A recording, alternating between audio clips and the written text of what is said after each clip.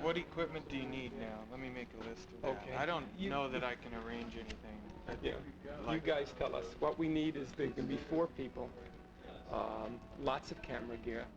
Charlie Berger, a veterinarian and good friend from Vermont, used to give wilderness tours to teenagers up in the Yukon and Alaska. One day we were sitting on his porch and he asked me if I wanted to make a film about the bush people who live on the Yukon River. The bush people, as they are called, are English-speaking people who have chosen to live under extreme conditions, 150 miles below the Arctic Circle, and approximately 40 miles between nearest neighbors. We began filming in Eagle, Alaska, and then made our way southeast along the Yukon River towards Dawson. We filmed 3 seasons in their lives. Well, does it go like this? I am sure it'll go like this to the Yukon border, and then you pick up the Alaskan highway, which is not paved except for small sections. Unless they paved some area now just south of Whiteman. There's a lot of this. Get used to it, gentlemen. It's a little bit of an experience.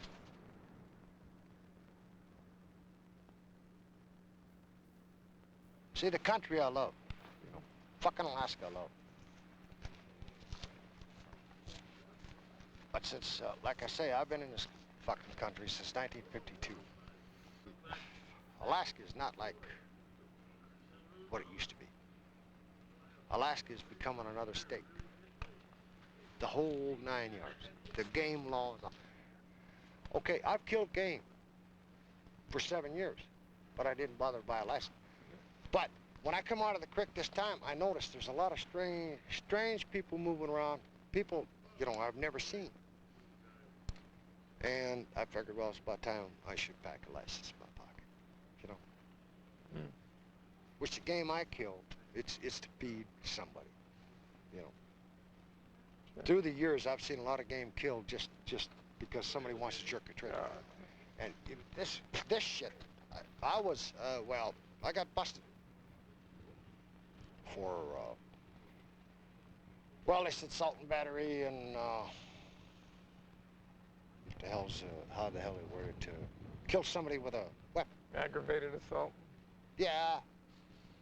That was because I was up on American Summit and this guy was saying, man, I got a blam, blam, blam, blam. I said, man, what kind of gun you got there? He said, man, that's an M Graham. That's M1. I said, yeah, that's an 8-shot clip. I said, there was one time in my life when I had it, you counted every shot because the 8th one always let you know where the hell you're at because that clip popped out. I said, I just heard you tell your partner you shot 2 clips and you hit 11 animals. He said, yeah. I said, what are you going to do with the 11 animals? I said, hey, let me see your rifle. Give it to me. I broke his jaw. Well, I thought that was the end of the subject. His partner says, hey, man. I said, hey, either end, I don't give a shit. The rifle's empty. You want to come to me, I'm going to give you a piece of it. He said, no. He says, I'll leave you alone.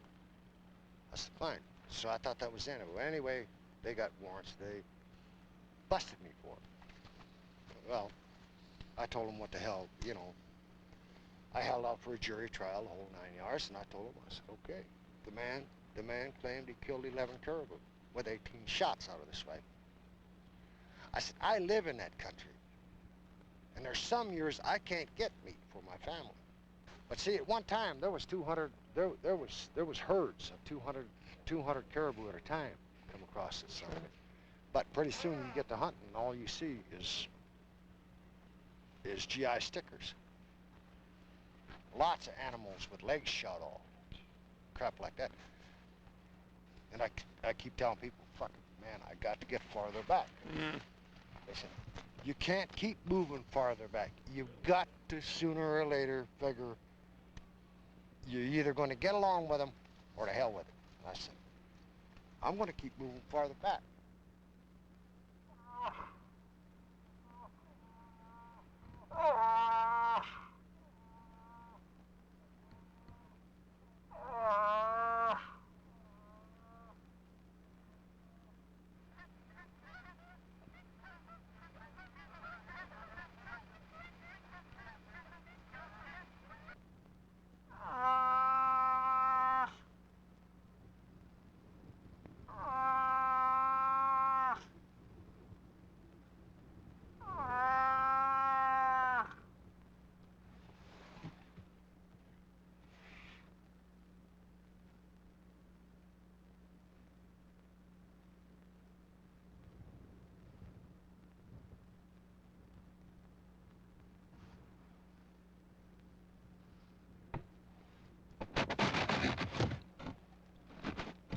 We lived with Cora and Nancy for a month in the fall and went with them on their annual moose hunt. They have a small fishing business, which is their main source of food and income. In the wintertime, Cora traps in the Ogilvy mountain range. Cora is a Canadian citizen and grew up on a farm in Quebec. Nancy is originally from Ohio. 3 years ago, he invited her to be his partner in the fishing business on the river.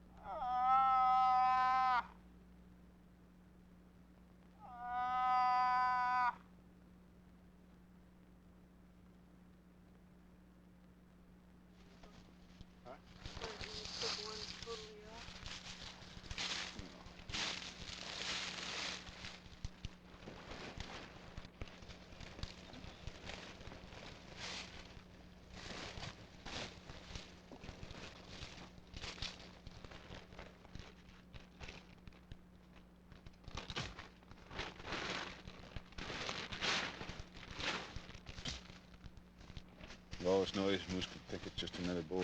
Really? I'm charging up. Move the top of the stupid. Moose meat, great, thanks. Get down to the hard part.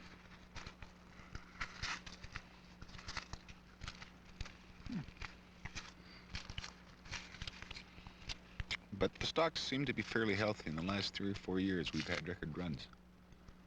This one here was supposed to be a record run. It was a record run at the mouth.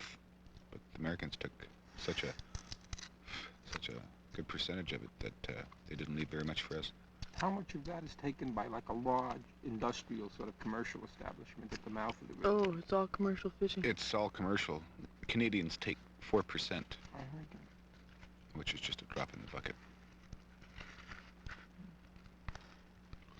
So you've got the big fleets, you've got the purse seiners and whatever else at the mouth, just shit kicking them. No agreement likely in the near future, as far as you know, between the countries? Well, they're doing transboundary negotiations, but they've been doing that for a long time now. Just recently, the Yukon River's come into focus, you know, where it's sort of the last of the big rivers for king salmon. And if they don't negotiate in the next few years, there's not going to be very many salmon left.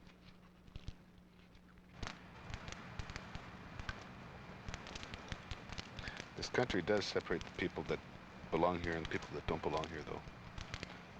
It takes a little while sometimes. Sometimes you really wonder about some people.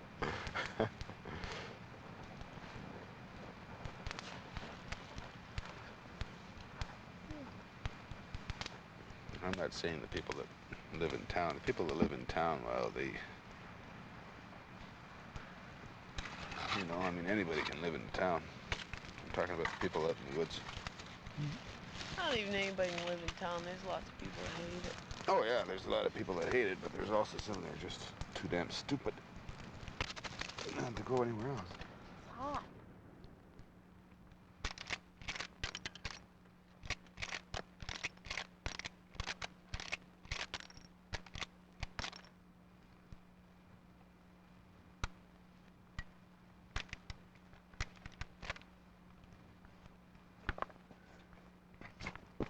Hope the bear doesn't come now.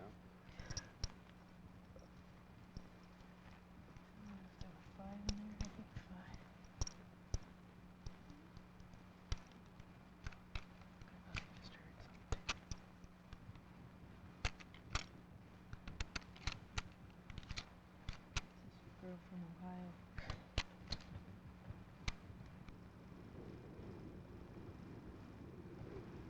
You worry about Cora and this?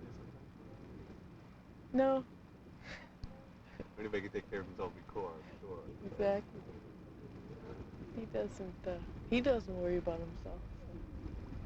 I mean, that's part of life to him, you know. Even when we're going through those horrendous days on the river, like with dog team when I'd nearly have died, you know, and it doesn't even faze him. Meanwhile, I'm in shock. You mentioned that he had real problems with his hands. Last year he had problems. He was out cutting line and he fell and just put a real small splinter of rotten spruce into his hand. And he went out the next day, I think, by chopper back to Dawson, and he had total, like, infection of all the tissues in his hand from there to here, like the nerves, the tendons, the meat, everything. He was on IV in the hospital for a week, and just in incredible pain. He's never experienced anything like it. He said he broke his leg. That was nothing compared to the pain he was in over this hand.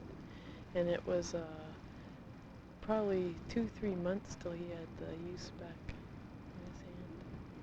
So he didn't do any moose hunting at all last year?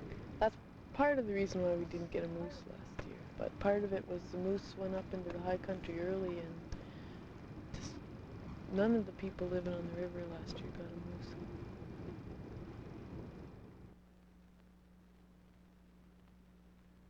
Cora and Nancy did not get a moose on this outing, but someone else did. Nancy took the discarded hit home to the dogs.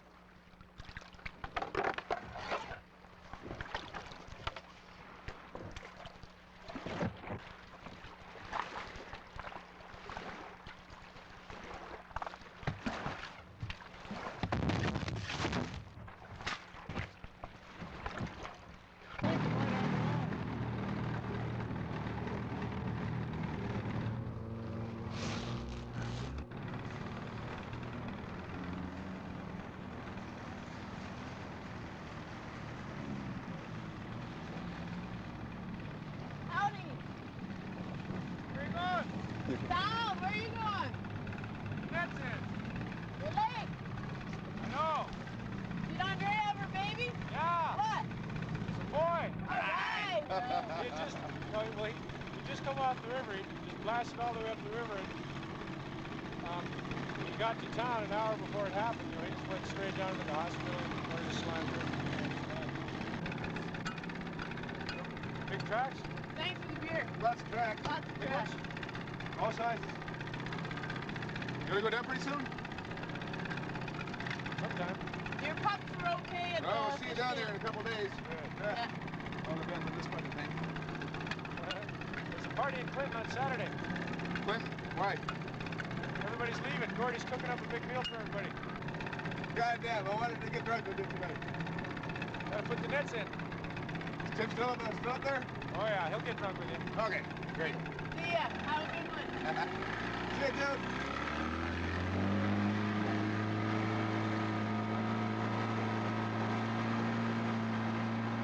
We visited Joe and Annie Henry, good friends of Cora and Nancy's. Their cabin is near the Dempster Highway, a new dirt road that bisects the Yukon territory.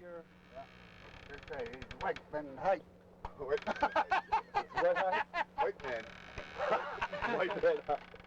Joe, how long ago did you make your first snowshoe? Huh? How long have you been making snowshoes? Well, maybe I'm only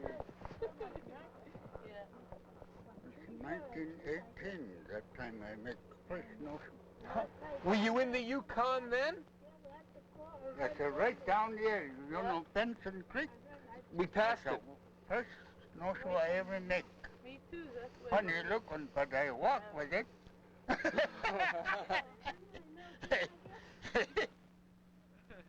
1, 2, 3.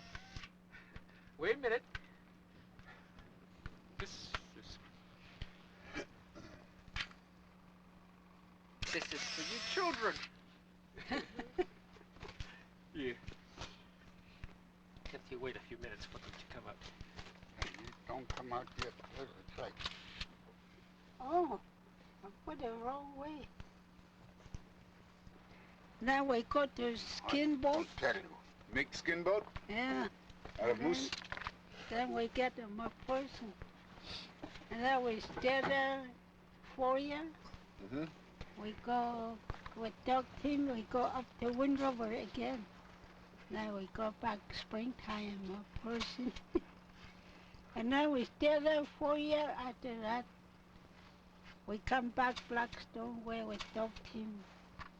And then down Column Cash Creek. That's where we stay springtime.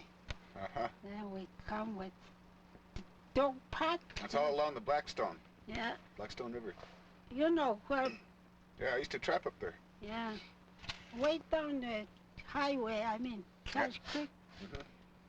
And then soon summer, June, and we go down to a dog park too, to Dawson.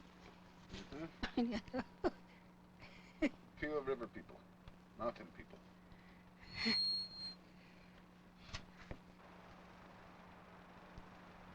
Good picture.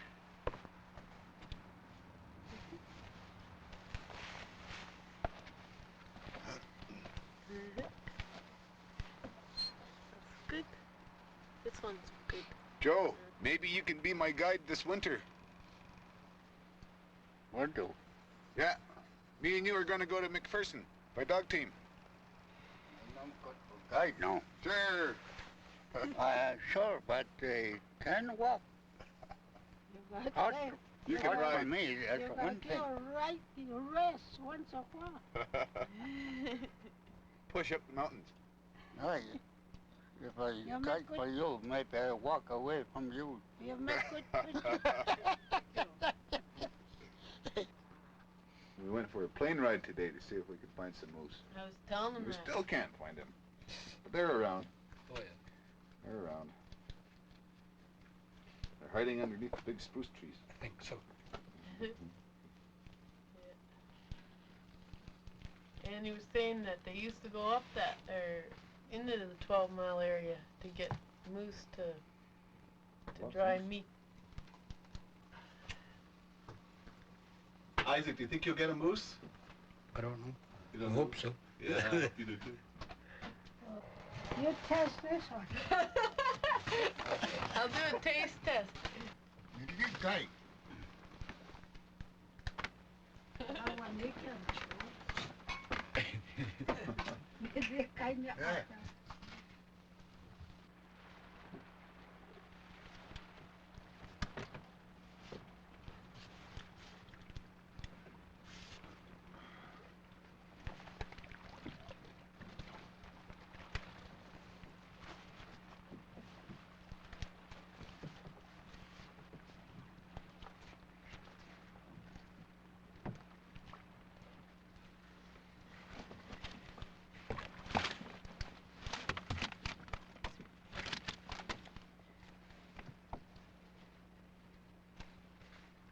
These males get big teeth as they're coming up the river.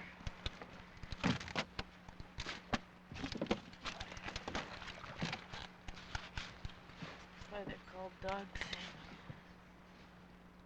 Well, they're just starting to work out now. So the Americans closed it down for 3 days or 4 days out of the week, so now we have to too. Is there any joint cooperation between the two countries as far as the Oh, yeah. salmon run? Yeah, sometimes biologists come up here and do some work. The Americans have much more money for research, so they come up and do the counts on the spawning grounds for the king salmon. But as far as quotas, there's none established right now on the Yukon River for fish caught.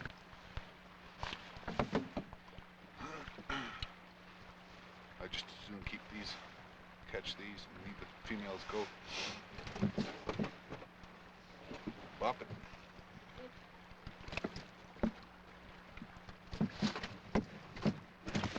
Obviously not good enough.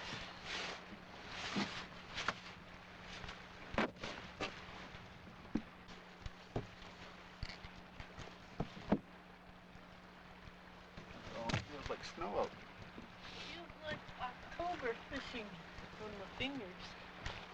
Sometimes in October you'll pull the nets and they instantly freeze when you get them out of the water.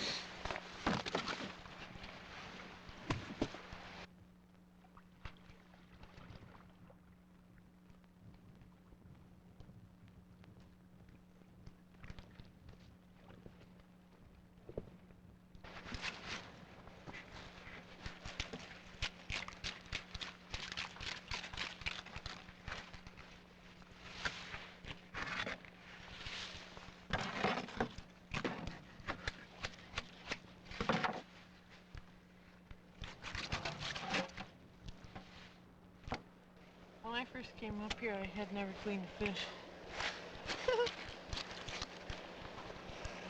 Been lots.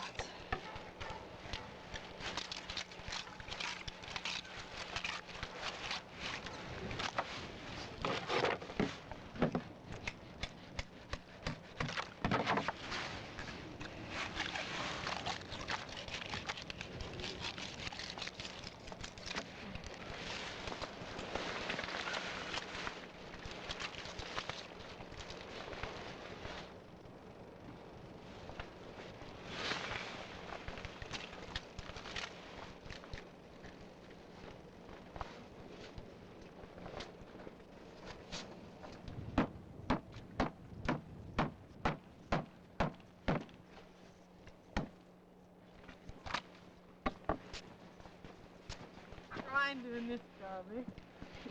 Want this job? Yeah. This isn't your favorite part of it, huh?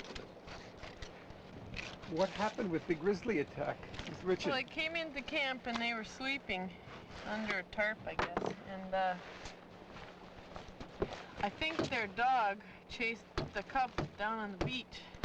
It was loose. Their dog was loose. Not their dog, the camp dog. And the bear got riled up, I guess, huge. Like the one thing they all agreed on was that it was just huge.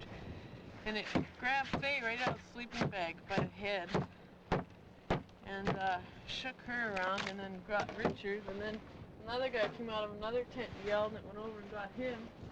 Then went back, got Faye and Richard, and then came back and got Zeke, got each of them twice. And they were very lucky to be alive. It didn't claw them, it bit them. Twice. Bit mainly. Yeah. Yeah, no claw marks, all bite marks. But Faye They and were Richard had, both had punctured lungs, and Faye had this whole bone in her face was crushed. She was very near death. Yes, they never did get the bear. What time of the year was it? Midsummer. Big cubs, though, like year or 2-year-old cubs. Although the game wardens don't agree on the fact, they won't agree that it was a female bear, but they'd seen a bear earlier, large grizzly with 3 very large, like 2-year-old cubs. Actually, we're familiar with that bear. That bear was over here. Just over there, as a matter of fact. It had 2 yearling cubs. 3. Or 3. And it was a huge sucker. It was a dark brown grizzly. Is there more fish in the boat? And where did the attack take place? About See this? 12 miles from here, upriver. This is how they get Quite sure it's the same one. old.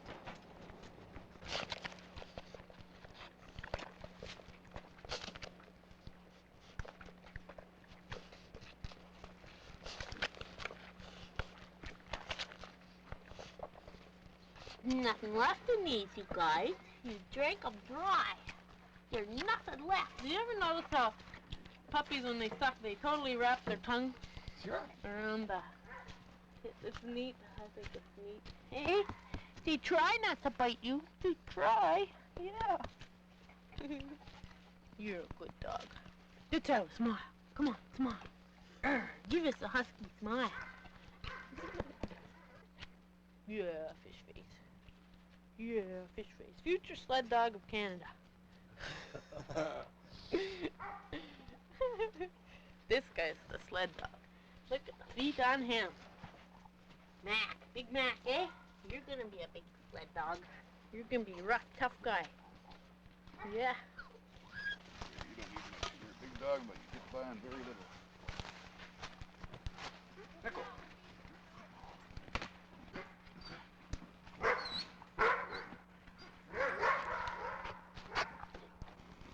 I feed him about a fish a day per dog. And then when you've got this many dogs, that's a lot of fish. I'm going to have to supplement it with dog food this year.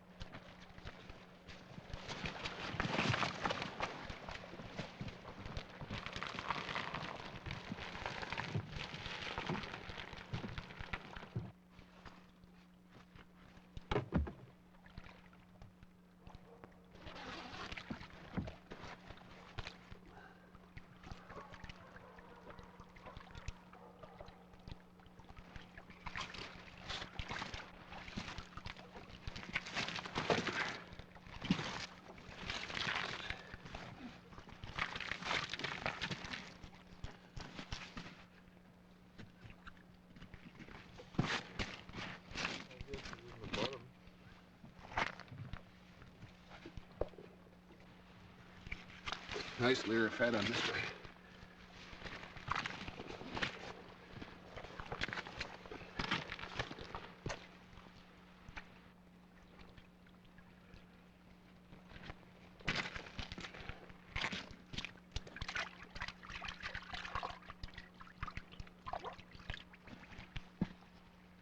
And drain for a little while.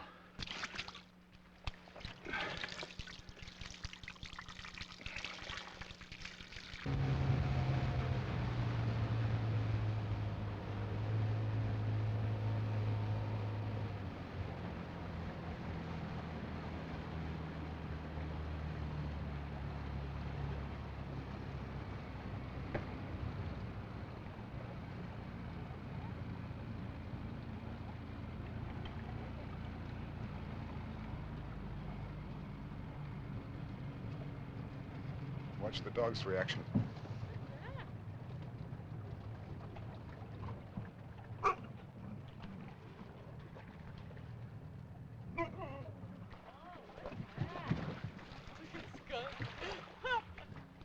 What's that?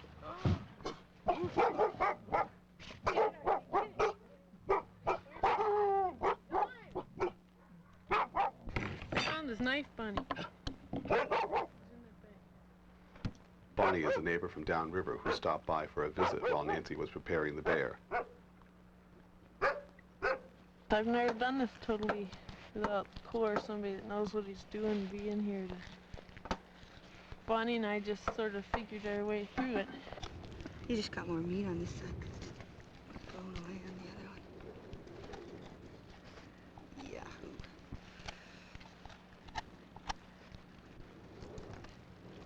That's entrails.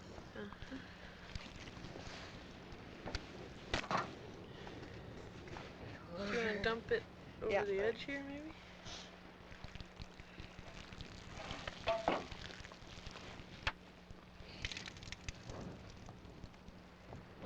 There you go, RC.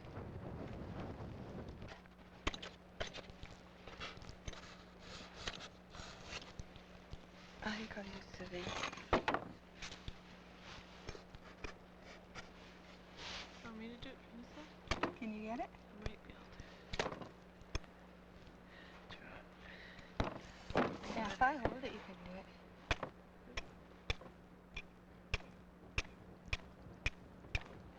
I think it's through. That's Yeah. all there is, yeah. Then what? I would go around sort of and get the curve.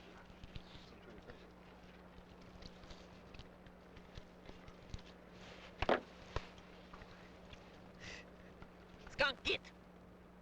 Get! Come on, get!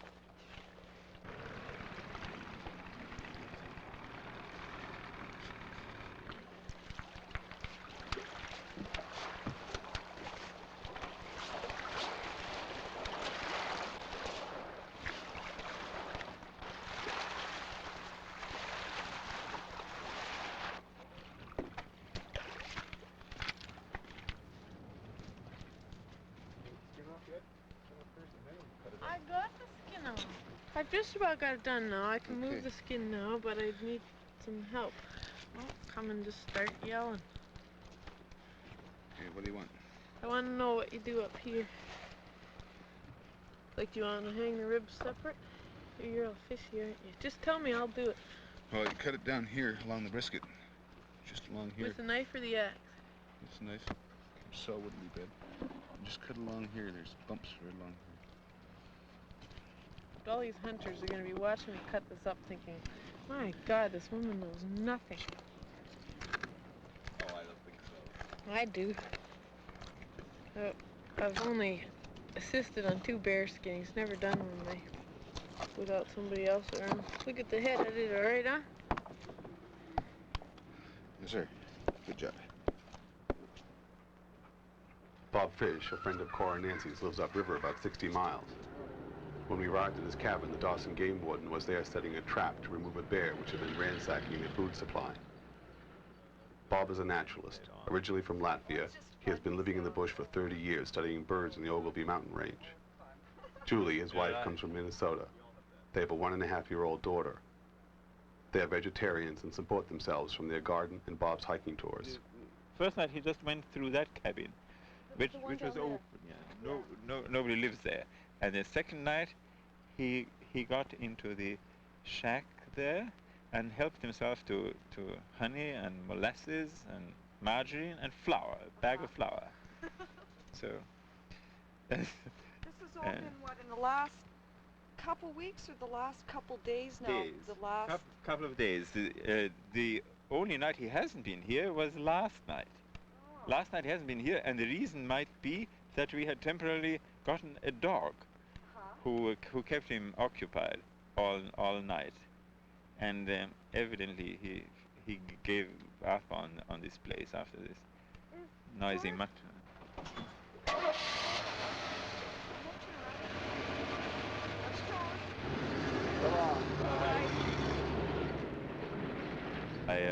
I felt that very, very much in the woods, that there's somebody almost like you, you know, and the rest is just the great outdoors, and of course there's moose wandering around and birds, but they aren't as close in what seems to be their mentality than bears.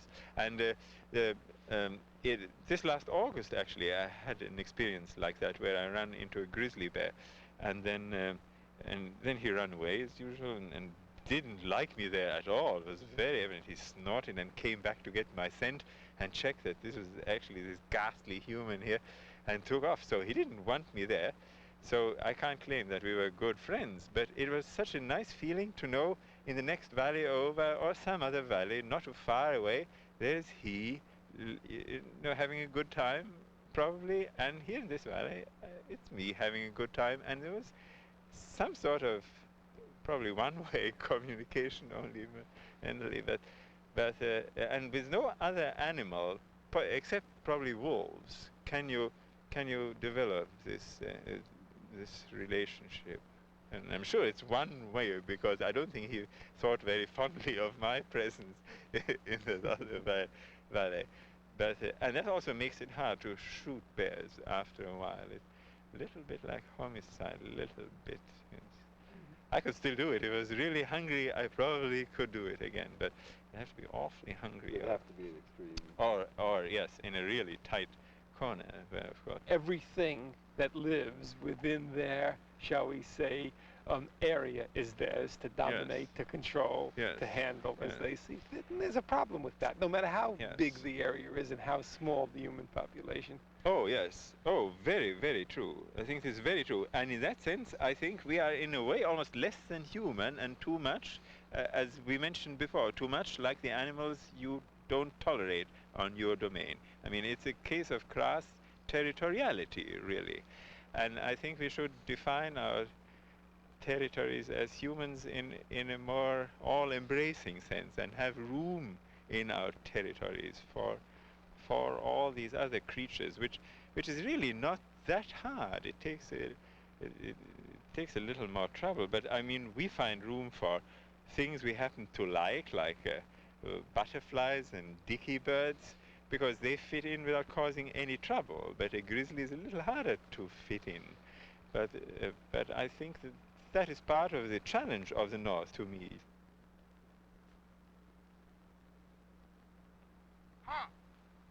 Good boy.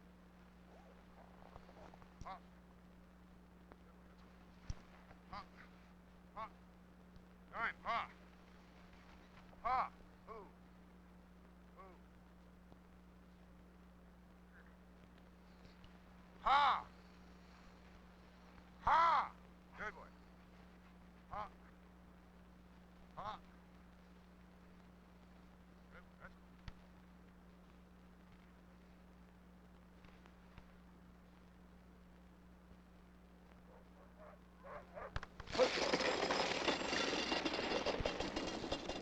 It is the end of February, and there is light for about 8 hours now.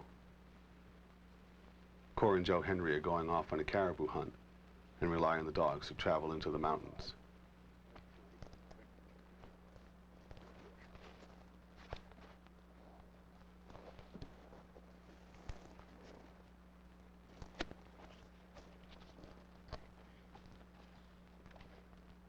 Jesus Christ, Joe, you made him too big. Make a better drumstick than they do. You got it? No, you're gonna bang it in. That's what it is.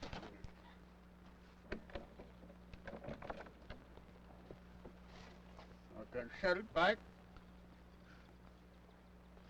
You got your skinning knife? What, my blouse now? Here. Oh.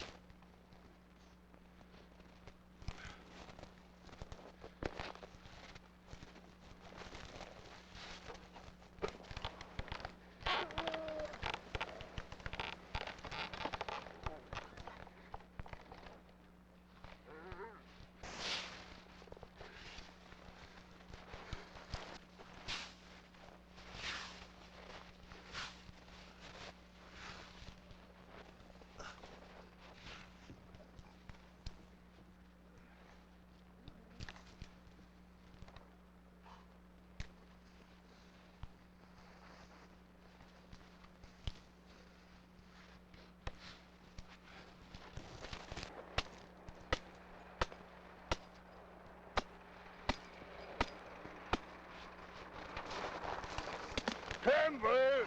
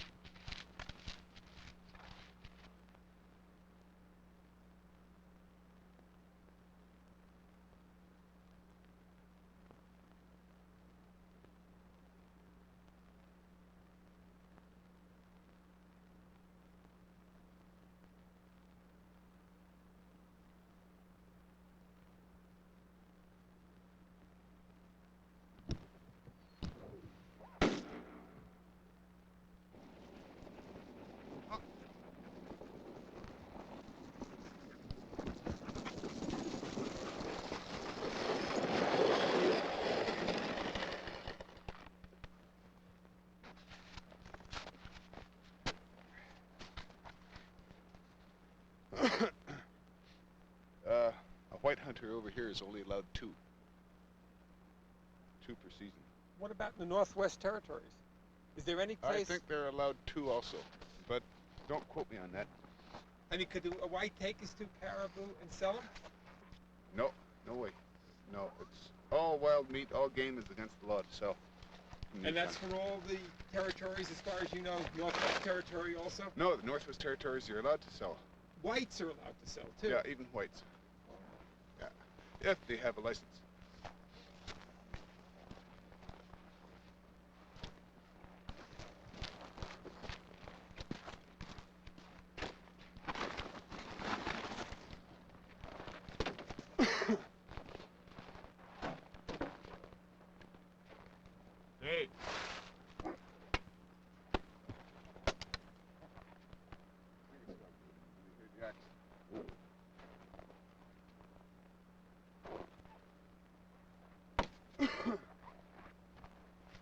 Joe.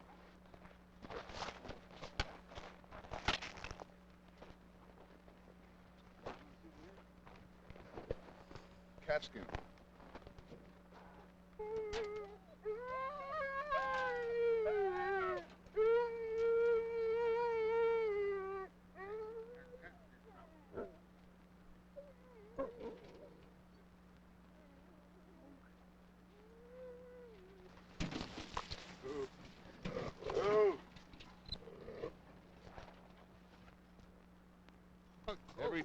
Every time you bonk them in a fight, they also hear the rattle. So they just, every time they act up just a little bit, you just lift that up and you give it a couple of shakes and they get right back into pulling. Huh. Just a training device. Did Joe teach you that? No, I'm teaching him that.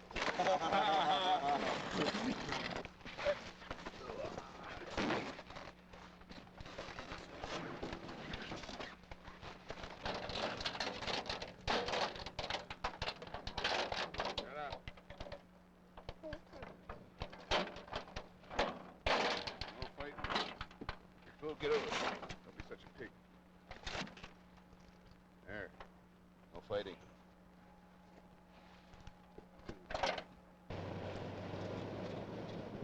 Cora and Nancy broke up in the spring after having worked together for 3 years.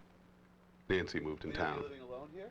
Yeah, probably, unless if I find someone that, you know, I would feel okay. It's a small house in terms of the way it's spatially set up, so you have to really feel okay about who you're sharing the space with. Yeah. And there's many things about the lifestyle Cassiar Creek and Core that I obviously was attracted to and I love, you know. And there's other needs that I feel are important and they weren't being met, and I think Core had other needs that I wasn't able to meet, and so it was a choice to do separate things. But that feels really good because we maintained a friendship, and that doesn't always happen.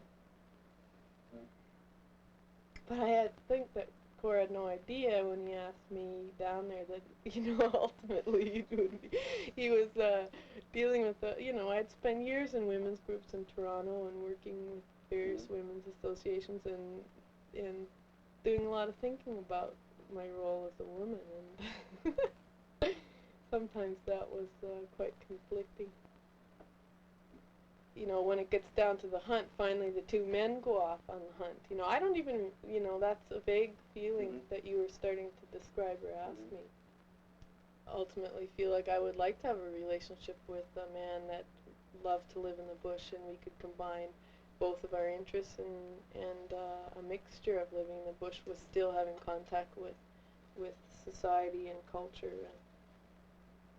And maybe I said to Jim, maybe I should go back to school and get a high-paying skill. And Jim goes, will you stop? Will you listen to what you're saying? You have skills. And I said, you know, we were sitting in the living room, and my snowshoes were on the wall that I made in the living room. And I looked at those, and she said, you could make snowshoes. And I said, that's perfect. You know, so I would like to set up a shop. I would really like to make snowshoes.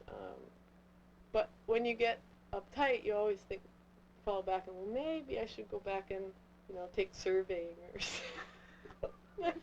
Nancy Siegel snowshoes, it can't miss. The fact that I ended up going down there has really changed my life in terms of my feelings towards living in the bush, how I'm going to try to put that into practice in my own lifestyle, in my own way, probably staying in the Yukon. That's the Ogilvy Mountains. And Bob Frisch has just left to go hiking. And we're trying to find Frisch.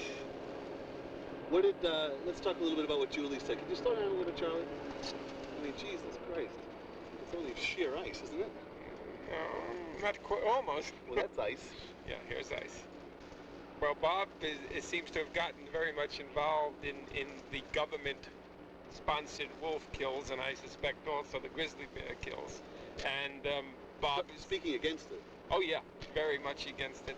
And evidently there's a small group of Yukon people who are against it, but it's the government policy now, as near as I can hear, to just wipe out a certain amount, like 200 wolves, and also a number of grizzly bear, probably due to the fact that they're killing a certain number of moose, which leaves less for the hunters, less for the commercial hunting industry, and less for the locals to hunt. Which is the commercial hunting industry is probably tourism is the major industry in the Yukon right now, isn't it? Sure, and it brings in a tremendous economic base for Yukon and northern British Columbia to have hunters come in, hire guides, and get a moose. If they come in and they hire guides and they don't get a moose, they get very upset.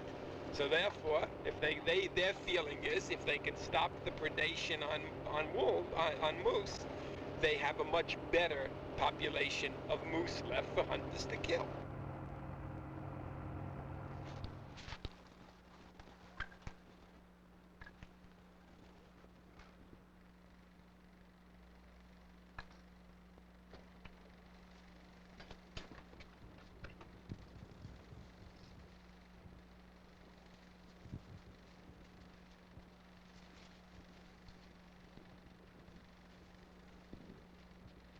This is the only wood my wife will accept.